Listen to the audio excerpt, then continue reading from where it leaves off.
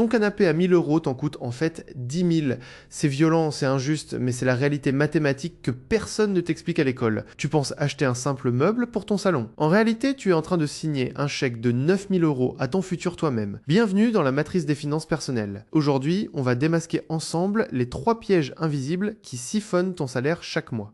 Sans que tu ne t'en rendes compte, on va parler de ces mécanismes qui te maintiennent dans la classe moyenne, même si tu as l'impression de bien gagner ta vie. Mon but aujourd'hui est simple, je veux que tu sortes de cette vidéo avec une vision laser sur ton compte en banque, je veux que tu saches exactement où part chaque centime et comment inverser la tendance pour que ton argent travaille enfin pour toi. Avant d'aller plus loin, une précision indispensable. Je ne suis pas conseiller financier, je suis juste un passionné qui décortique les chiffres. Tes décisions d'investissement restent ta seule responsabilité. Le capital est risqué et les performances passées ne préjugent pas des performances futures. Maintenant que c'est dit, plongeons dans le vif du sujet. Imagine la scène, tu viens d'emménager dans ton nouvel appartement. Les murs sont blancs, c'est propre. C'est ton chez-toi, mais ton salon est vide. Tu te rends dans une grande enseigne de décoration, tu déambules dans les rayons et là, tu le vois, un magnifique canapé gris anthracite. Tissu de qualité, design épuré, il est affiché à 1000 €. Tu t'assois dedans, il est incroyablement confortable. Tu t'imagines déjà y passer tes dimanches après-midi devant une série. 1000 €, c'est une somme, mais tu te dis que c'est un investissement pour ton confort. Tu as travaillé dur ce mois-ci, tu as peut-être même reçu une petite prime, tu sors la carte bleue. Ou pire, le vendeur te propose un paiement en 3 ou 4 fois sans frais. Tu acceptes, tu rentres chez toi, tu es content. Mais ce que tu ne vois pas, c'est le fantôme qui vient de s'installer à côté de toi sur ce canapé. Mais ce que tu ne vois pas, c'est le fantôme qui vient de s'installer à côté de toi sur ce canapé. Un fantôme qui vient de te voler 9 000 € de richesse future. C'est là qu'intervient le concept le plus important de cette vidéo, le coût d'opportunité. C'est un mot un peu barbare pour dire une chose très simple. L'argent que tu ne gagnes pas parce que tu as dépensé cet argent ailleurs. En finance, on ne regarde jamais le prix d'un objet. On regarde ce que cet argent aurait pu devenir si on l'avait fait travailler. Imagine si, au lieu d'acheter ce canapé à 1000 €, tu avais décidé de garder ton vieux clic-clac un an de plus. Ou si tu avais acheté un canapé d'occasion sur un site de seconde main pour 200 €. Imaginons que tu places ces 1000 €. Pas dans un plan d'épargne obscur, pas dans une crypto-monnaie volatile dont tu ne comprends pas le nom, mais dans l'économie réelle mondiale via un support que tous les Français devraient avoir. Le PEA, le plan d'épargne en action. À l'intérieur de ce PEA, tu achètes un ETF MSCI World. C'est un panier qui contient les 1500 plus grosses entreprises des pays développés. Tu possèdes un petit morceau d'Apple, de Microsoft, de LVMH, de Total Energy. Historiquement, sur les 40 dernières années, ce type de placement a rapporté environ 8% par an en moyenne. Bien sûr, ce n'est pas linéaire. Certaines années font plus 20%, d'autres font moins 15%. Mais sur le long terme, la tendance est là. Prenons ta calculatrice. 1000 € placés à 8% par an, on laisse la magie des intérêts composés opérer pendant 20 ans. Tu ne rajoutes plus jamais un centime, tu laisses juste la croissance faire son travail. Après 10 ans, tes 1000 € sont devenus 2158 €, c'est déjà le double. Après 20 ans, ils sont devenus 4600 €. Là, ça commence à devenir intéressant. Mais attends de voir la suite. Si tu es un jeune actif de 25 ou 30 ans, ton horizon est plus lointain. Poussons le calcul à 30 ans.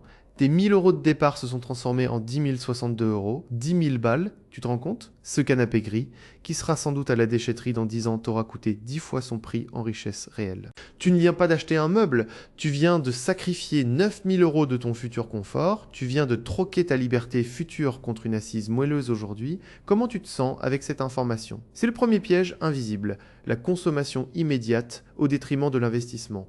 La société nous pousse à consommer. Tout est fait pour que l'argent brûle tes doigts. On nous martèle que posséder des objets nous rendra heureux. Mais la réalité est mathématique. Chaque euro que tu sors de ta poche aujourd'hui est un soldat que tu envoies à la mort. Un soldat qui aurait pu travailler pour toi jour et nuit pendant 30 ans, sans jamais se plaindre, sans jamais te demander de pause. C'est la différence fondamentale entre ceux qui restent bloqués et ceux qui s'enrichissent. Les premiers achètent des passifs qui perdent de la valeur. Les seconds achètent des actifs qui en produisent. Le jeune actif moyen en France tombe dans ce panneau tous les jours. La voiture neuve à crédit, le dernier smartphone à 1200 €, les vêtements de marque, tout ça, c'est du coût d'opportunité massif. Passons maintenant au deuxième piège. Celui-là est encore plus fourbe. Pourquoi? Parce qu'il se déguise en vertu. C'est le piège de la fausse sécurité. Je parle de ton livret A. En France, le livret A est une véritable institution. C'est le placement préféré des Français. On nous apprend depuis le berceau qu'il faut être sérieux, qu'il faut mettre de l'argent de côté sur son livret. On nous dit que c'est sûr, et c'est vrai, ton capital est garanti par l'État. Tu ne verras jamais ton solde diminuer sur ton application bancaire. Mais en réalité, tu es en train de perdre de l'argent chaque seconde. Tu t'appauvris en toute sécurité. Le coupable, tu le connais, c'est l'inflation. L'augmentation des prix. Imaginons que ton livret A te rapporte 3% par an, c'est le taux actuel au moment où je te parle. Tu te dis que c'est super, tu as mis 10 000 euros, tu vas gagner 300 euros à la fin de l'année, mais si dans le même temps, le prix des pâtes, de l'essence, du loyer et de l'électricité augmente de 3%. Ton rendement réel est de 0. Tu as plus d'euros sur ton compte, mais tu peux acheter exactement la même quantité de choses qu'avant. Et si l'inflation grimpe à 5% alors que ton livret reste bloqué à 3, tu perds 2% de pouvoir d'achat par an. Ton argent fond comme une glace au soleil. Mais comme les chiffres sur ton écran ne changent pas, tu ne t'en rends pas compte. C'est une taxe invisible sur ton épargne. Pourtant, des millions de Français laissent dormir des sommes colossales sur leur livret A ou leur livret de développement durable. Ils ont peur de la bourse. Ils ont peur du risque. Ils pensent que c'est réservé aux loups de Wall Street. Mais ne pas investir, c'est accepter de perdre à coup sûr. Lentement, silencieusement. C'est comme essayer de monter un escalator qui descend. Tu dois courir juste pour rester au même niveau. Si tu t'arrêtes de courir, tu descends. Le livret A n'est pas un outil d'investissement. C'est un outil de stockage à court terme. Il ne devrait servir qu'à une seule chose. Ton épargne de précaution, c'est-à-dire l'argent dont tu as besoin en cas de coup dur, une panne de voiture, une machine à laver qui lâche, un imprévu professionnel. On conseille généralement de garder 3 à 6 mois de dépenses courantes sur ce livret. Pas plus. Tout ce qui dépasse ce montant est en train de mourir. Faisons la comparaison sur le long terme. C'est là que ça devient choquant. Disons que tu as 10 000 euros d'épargne excédentaire. Si tu les laisses sur un support à 3% pendant 30 ans, tu finis avec environ 24 000 euros, c'est honnête. Mais imagine maintenant que tu investisses ces mêmes 10 000 euros sur un support qui rapporte 7% par an. Au bout de 30 ans, tu ne finis pas avec 24 000 euros, tu finis avec plus de 76 000 euros. La différence entre les deux, c'est plus de 50 000 euros. 50 000 euros perdus juste parce que tu as eu peur de bouger. C'est le coût de l'inaction, c'est le prix que tu payes pour ta tranquillité d'esprit. Et c'est un prix très élevé. Alors, est-ce que ça vaut vraiment le coup de laisser dormir ton argent? La réponse est dans ton portefeuille. Mais si tu places ces mêmes 10 000 euros sur un PEA avec un rendement moyen de 8%, après 30 ans, tu as 100 600 euros. Tu vois la différence? 76 000 euros d'écart. Juste pour avoir changé de bouton sur ton interface bancaire. 76 000 euros, c'est le prix d'un bel appartement en province. C'est 10 ans de salaire pour beaucoup de gens. Et tout ça, tu l'obtiens juste en acceptant de sortir de la zone de confort du livret A. Bien sûr, ce rendement n'est pas garanti, le capital est risqué. Mais le vrai risque, c'est d'arriver à 60 ans et de réaliser qu'il te manque 100 000 euros pour vivre confortablement. Attends, faisons une pause. Respire un grand coup. Est-ce que tu réalises le pouvoir immense que tu as entre les mains? Tu n'as pas besoin de gagner au loto, tu n'as pas besoin d'hériter d'un oncle lointain, tu as juste besoin de comprendre comment circule l'argent. La plupart des gens pensent qu'il faut être riche pour commencer à investir. C'est l'erreur fondamentale, c'est exactement l'inverse. Il faut investir pour devenir riche. L'investissement est le levier qui transforme ton travail en liberté. Sans ce levier, tu es condamné à échanger ton temps contre de l'argent jusqu'à la fin de tes jours et ton temps est la seule ressource que tu ne pourras jamais racheter. On arrive au troisième piège, c'est le plus insidieux. On l'appelle les fuites invisibles ou les micro-dépenses. Ce sont toutes ces petites sommes qui sortent de ton compte chaque mois, celles que tu ne regardes même plus. Les frais de tenue de compte de ta banque traditionnelle, c'est 8 ou 10 euros par mois pour avoir le droit de leur prêter ton argent. L'abonnement à la salle de sport où tu n'as pas mis les pieds depuis l'été dernier. Les 4 services de streaming vidéo différents, les options inutiles sur ton forfait mobile. On se dit toujours que c'est juste le prix d'un café, mais c'est une erreur de perspective totale. Reprenons notre logique du coût d'opportunité. Imaginons que tu accumules 50 euros par mois de dépenses inutiles, c'est très facile d'arriver à 50 euros. Un abonnement Netflix, un abonnement de musique, des frais bancaires et une assurance que tu as souscrite par erreur lors de ton dernier achat en ligne. 50 euros par mois, c'est 600 euros par an. Sur 40 ans de carrière, c'est 24 000 euros qui sortent de ta poche. Mais si tu avais investi ces 50 euros chaque mois sur ton fameux PEA à 8%, devine la somme finale. Après 40 ans de discipline, ces petits 50 euros insignifiants sont devenus 175 000 euros pour des abonnements que tu ne regardais même pas. C'est le prix d'une maison. C'est ça, la puissance terrifiante des intérêts composés. Ils travaillent pour toi si tu investis. Ils travaillent contre toi si tu dépenses. Le problème, c'est notre cerveau humain. On n'est pas câblé pour comprendre l'exponentiel. On pense de manière linéaire, on voit 20 euros, on se dit que c'est 20 euros, on ne voit pas la forêt qui se cache derrière la graine. Le marketing moderne a parfaitement compris ce biais cognitif. C'est pour ça que tout devient un abonnement. On ne t'achète plus une voiture, on te propose une location avec option d'achat. On ne te vend plus un logiciel, on te fait payer un accès mensuel. Les entreprises veulent ta récurrence. Elles veulent une part de ton salaire à vie. Elles veulent louer ton futur. Si tu as 10 abonnements à 20 €, tu ne possèdes plus rien. Tu es juste un locataire de ta propre vie. Stop. On change de rythme maintenant. J'ai été un peu dur avec toi, mais c'était nécessaire pour te réveiller. Maintenant que tu as vu les monstres sous le lit, on va voir comment les chasser, on va voir comment tu peux, dès aujourd'hui, reprendre le contrôle. La solution n'est pas de vivre comme un moine, ce n'est pas de se priver de tout plaisir, c'est d'être intentionnel, c'est de décider où va ton argent, plutôt que de demander où il est parti. C'est de décider où va ton argent plutôt que de demander où il est parti. C'est de décider où va ton argent plutôt que de te demander où il est parti. La première étape, c'est l'audit radical. Prends tes relevés bancaires des 3 derniers mois. Je sais, ce n'est pas l'activité la plus fun du monde, mais fais-le. Prends un stabilo, surligne chaque dépense récurrente. Pose-toi une seule question. Est-ce que ce service améliore concrètement ma vie aujourd'hui? Si la réponse n'est pas un grand oui, tu résilies immédiatement. Ne remets pas ça à demain.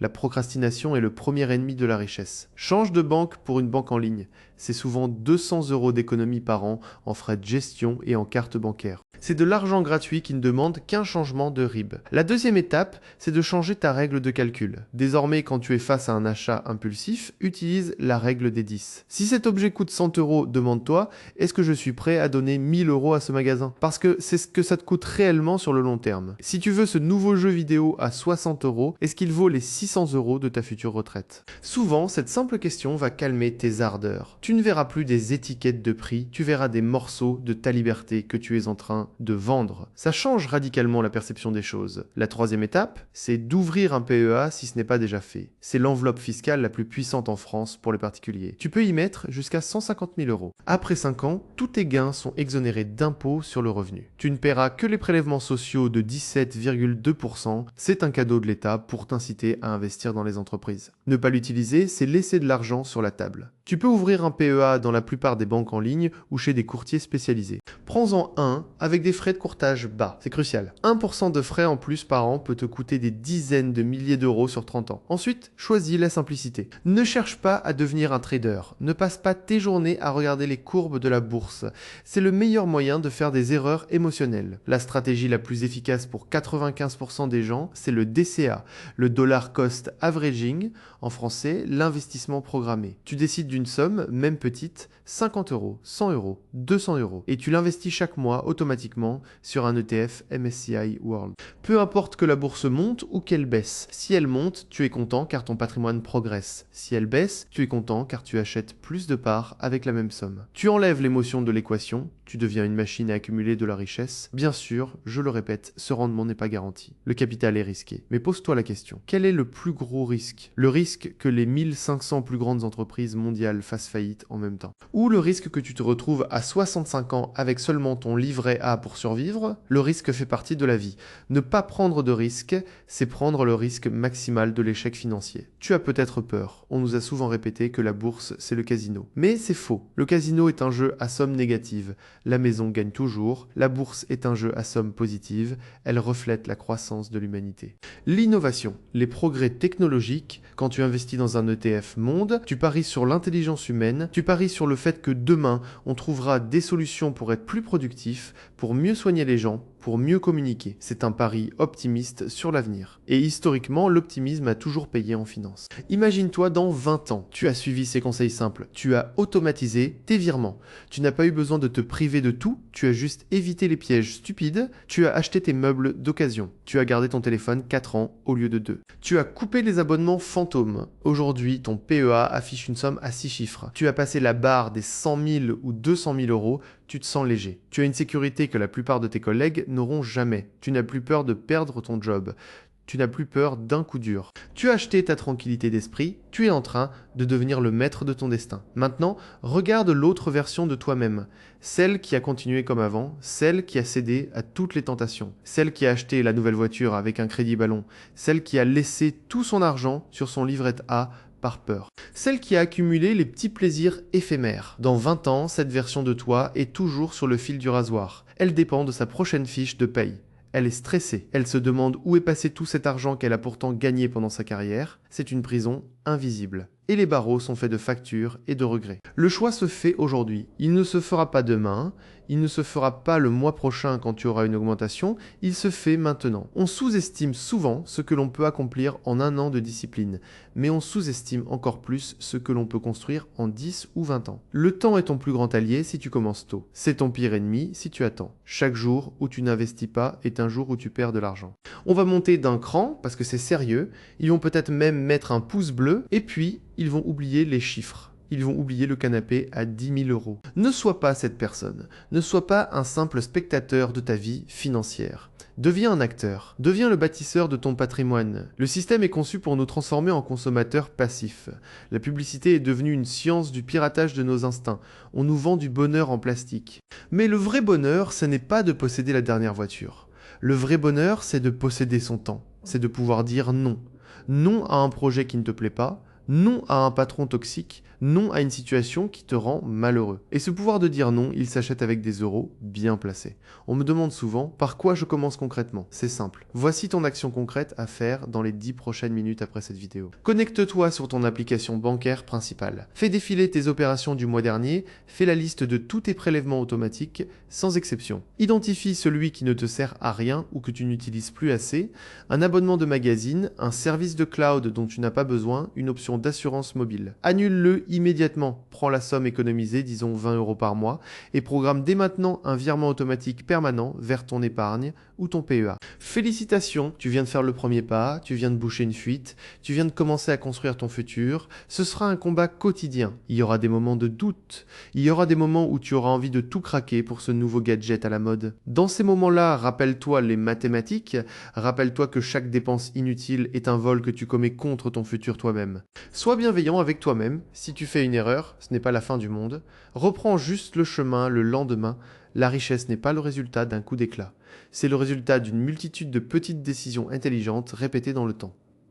En France, le salaire moyen est d'environ 2 500 euros net par mois. Si une personne arrive à investir seulement 10% de cette somme, soit 250 euros par mois, pendant 40 ans à un taux de 8%. Le système est conçu pour nous transformer en consommateurs passifs. Elle finit avec 870 000 euros, presque 1 million, juste en étant discipliné avec 10% de son salaire, c'est accessible à une immense majorité de gens. Ce n'est pas une question de génie financier, ce n'est pas une question de chance, c'est une question de patience et de compréhension des mécanismes de base. Alors, est-ce que tu es prêt à sacrifier un peu de ce confort immédiat et superficiel pour une vie de liberté réelle? Est-ce que tu es prêt à être celui qui comprend les règles du jeu plutôt que celui qui les subit? Le monde se divise en deux catégories, ceux qui paient des intérêts pour enrichir les autres, et ceux qui reçoivent des intérêts pour s'enrichir eux-mêmes. Choisis ton camp dès aujourd'hui, on arrive au bout de cette discussion, j'espère sincèrement que ces chiffres t'ont provoqué un électrochoc bénéfique. J'espère que désormais, tu ne verras plus jamais une étiquette de prix de la même manière. L'argent est un outil magnifique s'il est à ton service,